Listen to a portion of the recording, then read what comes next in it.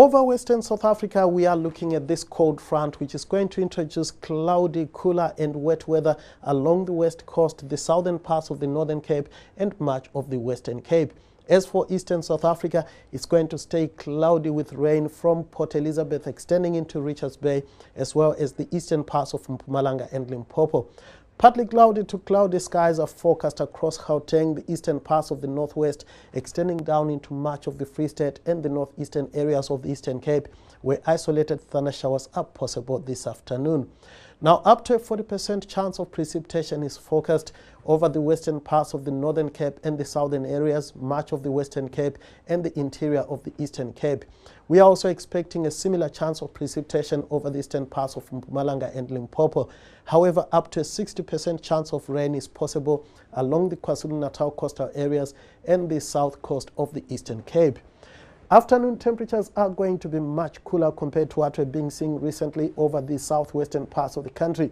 Cold for Sutherland with a high of just 10 degrees, 11 in Springbok, 16 for the mother city. Slightly warmer as we go towards the north and the eastern areas. Uppington peaking at 20, the same for Bloemfontein and Mahikeng. It's going to be cooler as well across Gauteng. Joburg managing a high of just 16. 16 as well for Mbombela and Polokwane, 18 in Pretoria. Highs around 22 for Richards Bay and Durban.